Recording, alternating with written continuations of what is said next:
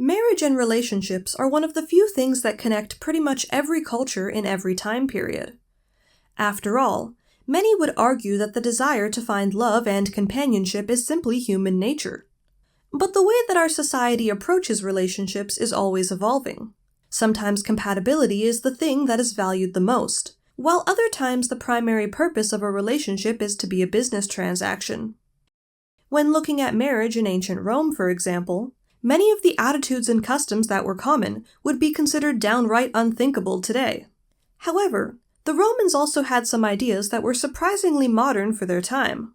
Ladies and gentlemen, this is Historidame, and today, we're learning all about love and marriage in ancient Rome.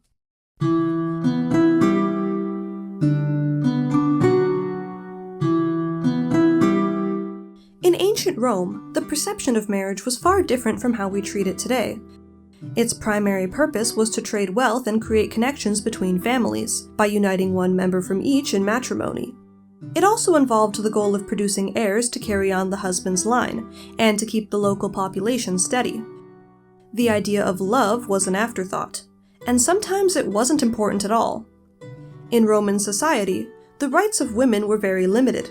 Their main purpose was seen to be exclusively for marrying and bearing children. A woman was not a full person under the law. She was property, though whose control she was under would change throughout her life, going from her father when she was a child to her husband when she was married.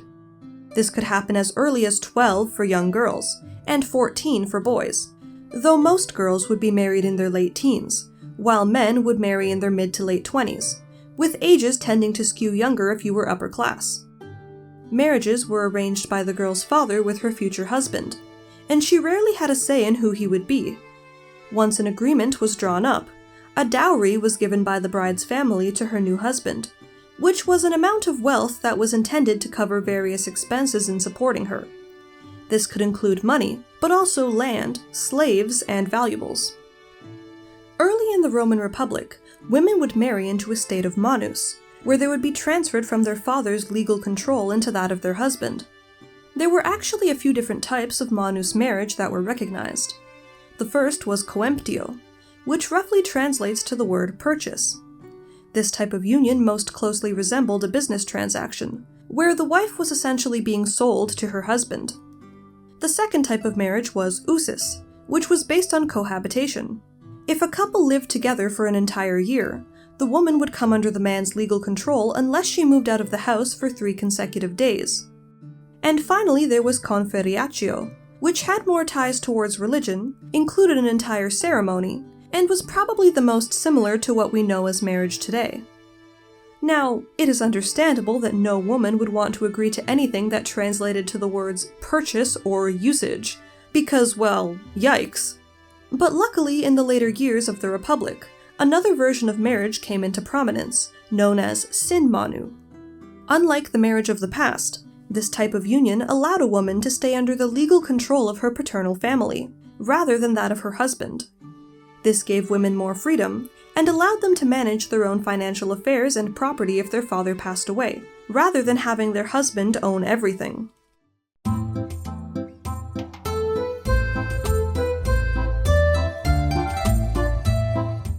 Roman weddings were heavily influenced by religion, with certain customs, including the day that the ceremony would take place, being carefully thought out to appeal to the gods.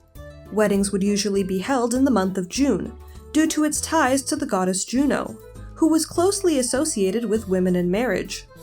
It was believed that a couple could never have a happy marriage if they experienced any bad omens on their wedding day, so it was crucial that the ceremony never took place on a day that was considered unlucky. In addition to that, following all the marital customs further ensured the prosperity of the marriage. Now, in order to get married, 3 conditions had to be met. Both participants needed to have the right to marry under Roman law, be of marrying age, and all parties involved had to consent to the marriage, though this came with some caveats. The woman didn't have a choice in her marriage, so whether she wanted it or not, her lack of public objection would be seen as her consent. Before the wedding took place, the future bride would be required to make a sacrifice to the household gods from her childhood items.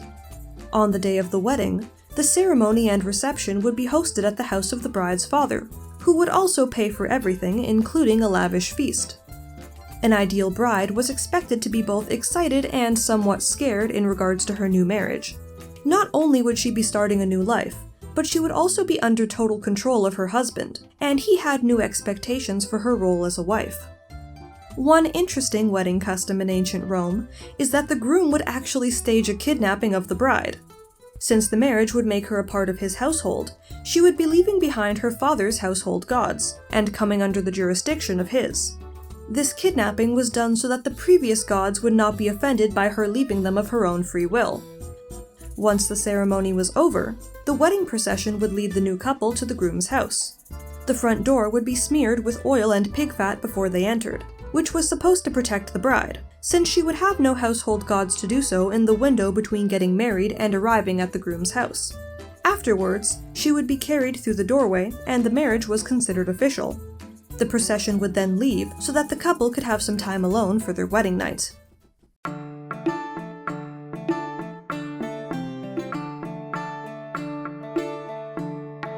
As was the expectation for many marriages throughout history, in ancient Rome it was a husband's duty to provide for his family and country, while it was a wife's job to tend to the household and raise children.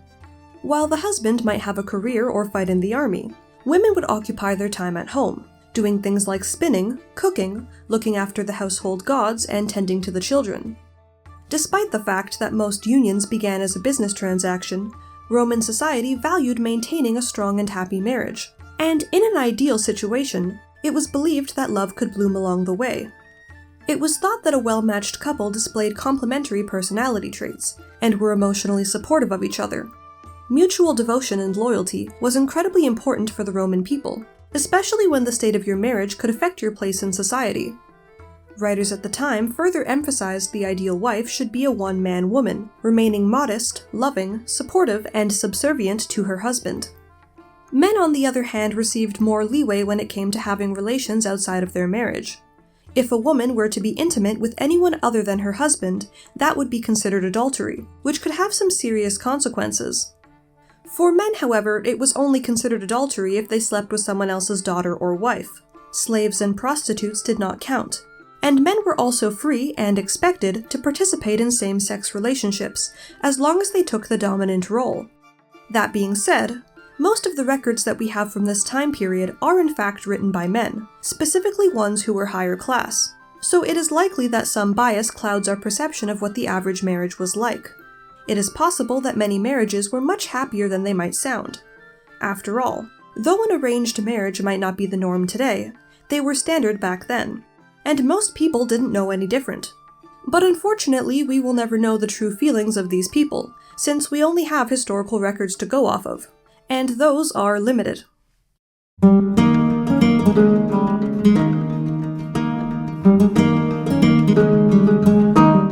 Despite many other nations not making it legal until hundreds of years later, divorce was generally accepted in ancient Roman society. In terms of both morality and religion, breaking off a marriage was seen as a neutral action, and was relatively free from social stigma. The worst you could expect was some gossip amongst your circles if you were upper class. In contrast to the sometimes drawn-out court cases that we experience today, divorce was a topic that was kept private, and like the marriage itself, was handled by the two families involved. But a marriage could only be broken off for serious reasons, and like with all aspects of Roman relationships, men had much more leeway, initially being the only ones who were allowed to request the dissolution of a union. Some documented reasons for a man divorcing his wife could include adultery, alcoholism, or infertility. But by the beginning of the classical period, women were also allowed to divorce their husbands. The only real consequences that came from breaking off a marriage involved finances and family dynamics. Any existing children from the marriage were considered to be a part of the husband's family. Since the main purpose of getting married in the first place was to produce heirs, he would receive sole custody of the children in order to carry on his line. Their mother might still have the opportunity to see them, of course, but they would no longer be living together in the same household. She was also required to pay a portion of her dowry to her husband for each child, though the rest would be returned to her family. Divorce would also sever any ties between the two families, and some might lose certain influence or benefits that they received from the alliance. After officially dissolving the marriage, both the man and the woman would be encouraged to, and often did end up remarrying. So in some ways, ancient Roman customs more closely resemble modern times than we realize.